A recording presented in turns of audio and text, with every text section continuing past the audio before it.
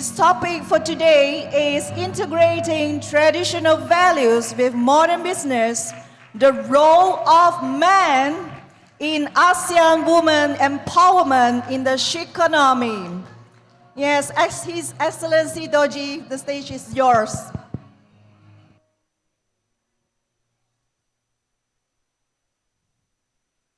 Thank you very much, Dr. Becky. Assalamu alaikum. Excellencies, dear brothers and sisters, I'm so honored to be getting this opportunity to share my thoughts in this conference, in this beautiful country, Malaysia, that is truly Asia. And my heartfelt gratitude to Dr. Harbin Arora Rai, the visionary founder of Women Economic Forum, and countless other platforms like Global 100 that empower women across the world. Dr. Harbin, you are an inspiration to the world. I also wish to extend my deepest appreciation to Datin Dr.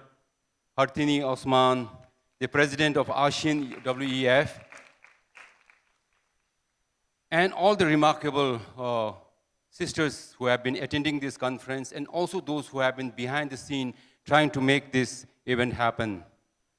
And congratulations to each and every one of you, and also to dear brothers who stood behind and besides in full support in this heartwarming journey. But then, we also know that the likes of these incredible sisters that have gathered in this hall are very few and minority out in the world. We know that there are millions, if not billion, sisters out there who are being still denied the opportunities, the dreams that you all proudly represent. I'd like to invite you all to join me in taking a moment to offer our solidarity to those sisters who are less fortunate, who are less empowered. And for that, together we will seek the blessing of Almighty to give us the courage, to give us the compassion, and to give us the clarity to help us to make this world more equal, more just, and more harmonious. I come from Bhutan, a kingdom of mindfulness, and Dr. Harbin Arora and Excellency Dominic has already visited there, and I'm sure there must be many of you who have already or wanting to visit Bhutan. But here I want to share something. I come to attend this conference as a messenger from the universe,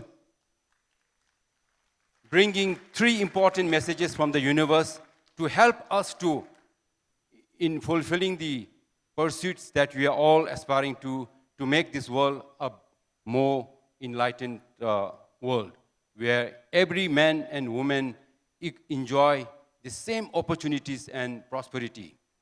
But before I do that, please bear with me. I want to share a little story about myself, how I became a supporter of he for she values. I come from a very large family. I have 10 siblings from a mother and 2 fathers. I and my elder siblings, we lost our father, left us for heaven when I was barely 1 year old. And my younger siblings, they lost their father, my stepfather, when my youngest sibling was just about 5 years old.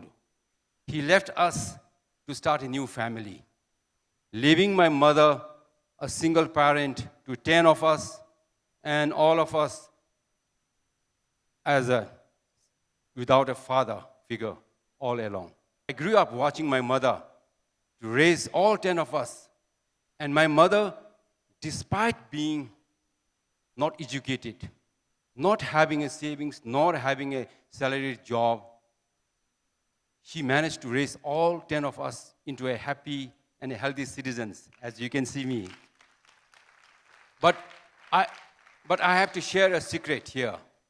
In all those years, I have never seen my mother complain. Not once did I see her break under pressure, and not once did she make us feel lesser children than other because we didn't have a father at home. And today, it still remains a mystery to me. How did my mother hide all those hardships so completely? How did my mother bear all those pressures, weight, without ever letting it show in her face or in her behavior? And actually, on the contrary, my mother has such a face that it always radiates serenity and peace. Let me just show you.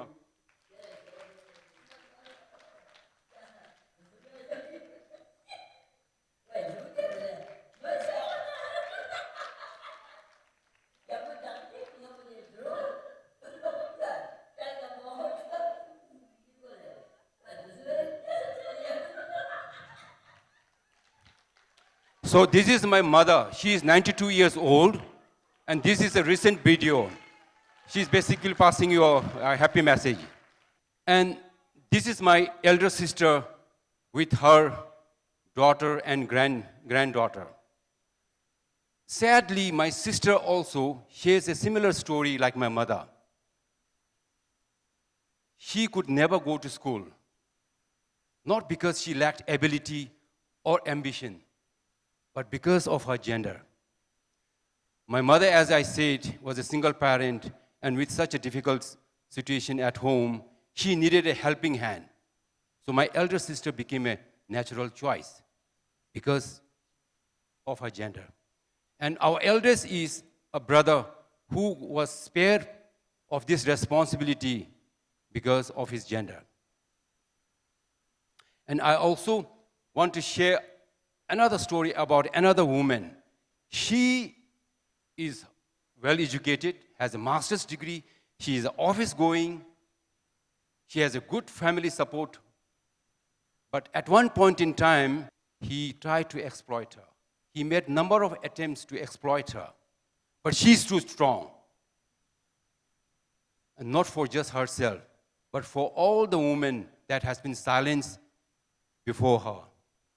And that woman, strong woman, is today my life partner. This is my family, my life partner, and our daughter and our son. And today, she is actually keeping herself busy by running a tour company that actually focuses on women-only group. As a part of my government job, it took me to all nooks and corners of my country.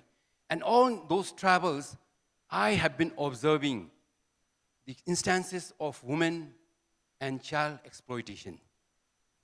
And in one of those travels, I have actually witnessed a very respectable man take advantage of a vulnerable rural woman.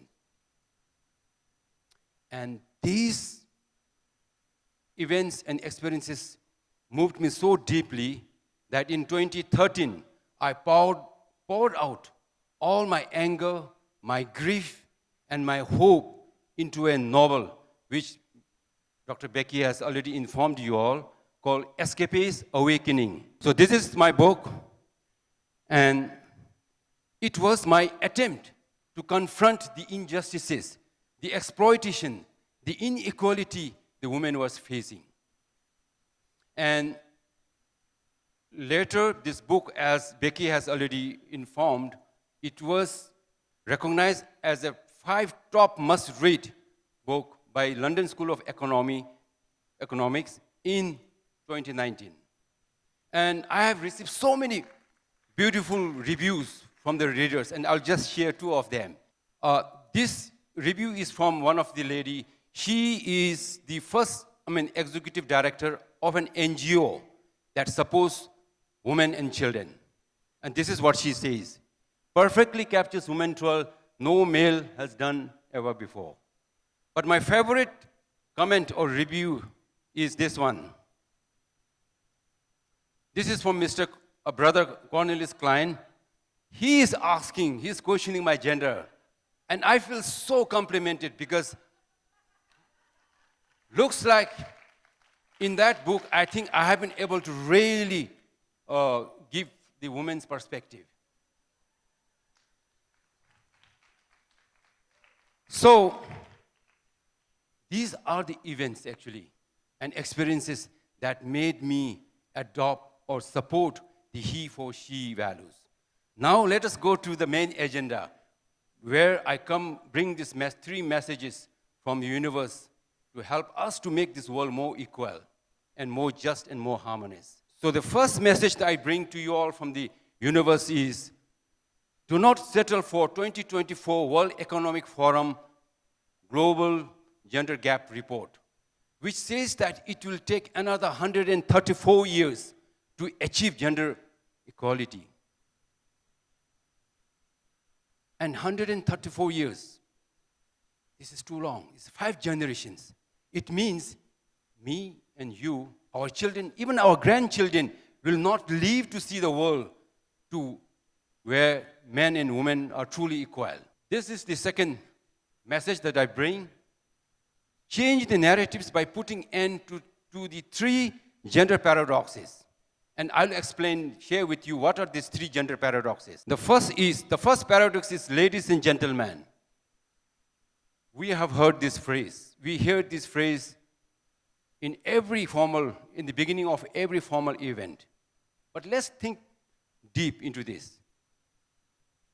Ladies and gentlemen, it sounds proper, it sounds polite, it sounds elegant. And also in the greetings, women, ladies are mentioned first. But we know that, we have listened to this, to so many speakers yesterday, today, day before, that women are still placed last. They are still promoted less, they are still represented less, they are still considered as a second-class citizen. So this is actually a great paradox. The second paradox is the ladies first. We have also heard this. Ladies first. We have heard and practiced this. And it also sounds very noble, very respectful. But in reality, this is just a polite distraction.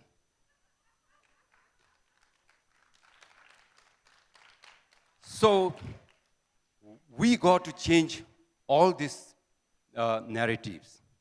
And then the third paradox is, we have heard this sentence. Behind every successful man, there is a woman. Behind every great man, there is a woman. We all have taken pride in this sentence. But let's think deeply again. Behind. Why behind? Why not in the front? Why not beside? So, what this means is basically, this is nothing but just a medal for us, for your silence. Just a pat on the back to stay out of the frame. It tells the woman that you stay behind, you support, you don't shine. Your power lies in silence. Your power lies in shadows. Therefore, the universe says that we got to change these narratives. Now, this is the third and the final message that I bring from the universe. It says we men must transform first for women to transcend. What does this mean? It means that we men have more role to play. It means are not just a bystander in the gender equality story. In fact, we men are the primary authors of some of its darkest chapter, such as sexual exploitation, child marriages, women getting paid less, women not treated same as men. So we men, intentionally or not, we have created this system, we have upheld this norm, and we have even sometimes justified these horrors. So therefore, we men have actually 3 choices going forward. First, we now need to step aside and let women lead.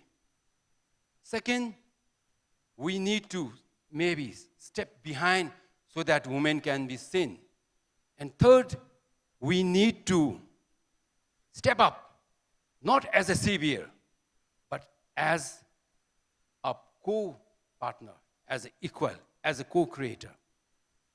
And because gender equality, when you say it is not subtraction, it is multiplication. And when women rise, something extraordinary happens. We don't just combine our capabilities, we amplify it. We don't just combine strengths, we unlock new intelligence. And we don't just coexist, we co-create. So it's really a high time that we need to have really a big change, a real change, because it has been so long. It has been long overdue. You know what?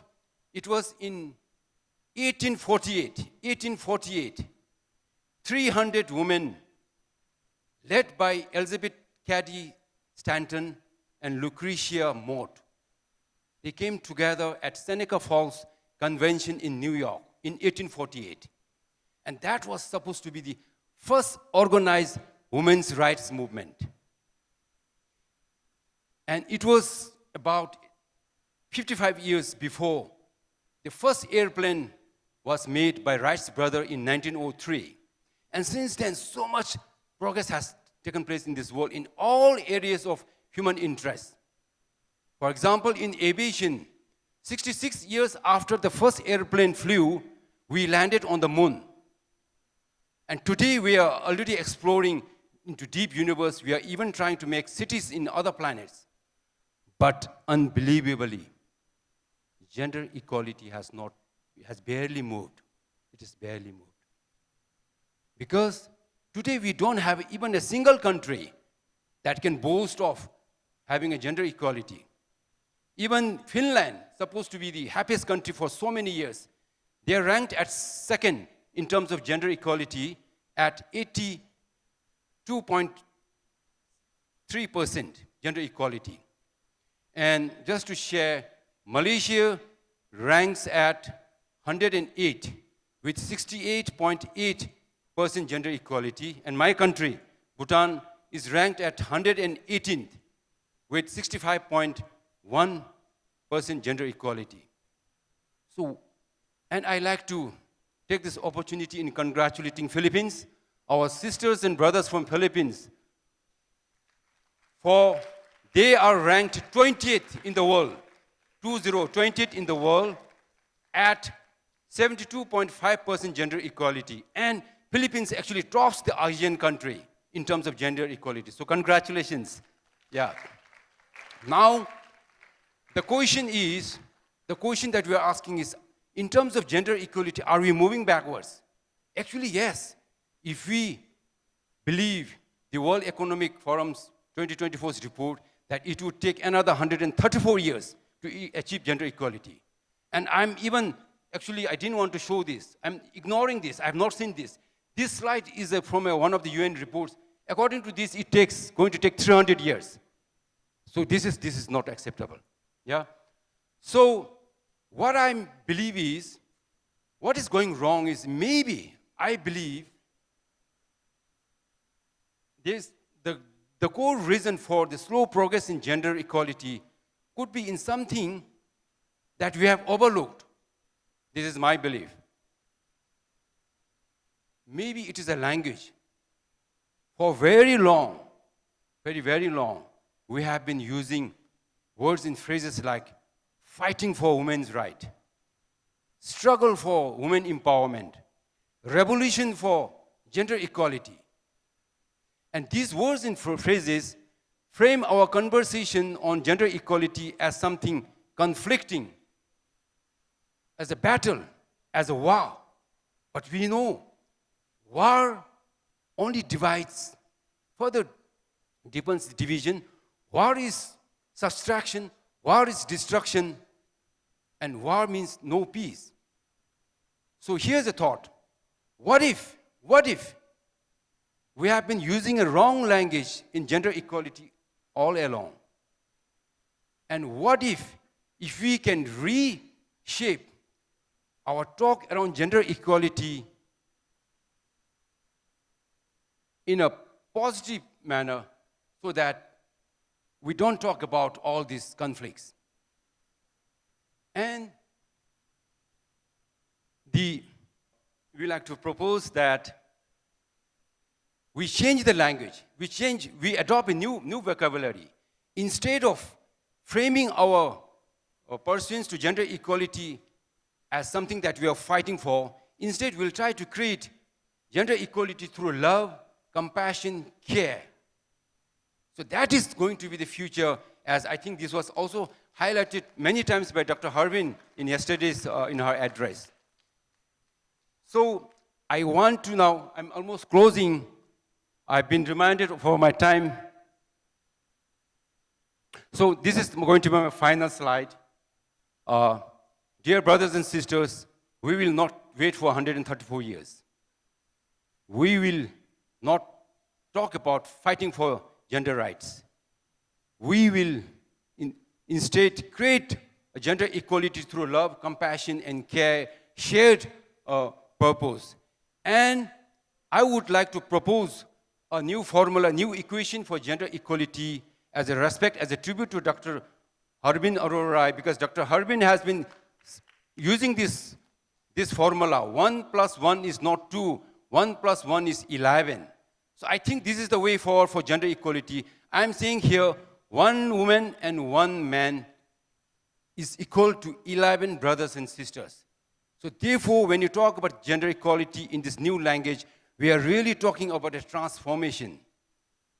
So this is the way forward, and I am so grateful for this opportunity, and I would like to thank you all for listening to me, and thank you, and wish you all the best. Thank you very much. Thank you so much for your inspiring and touch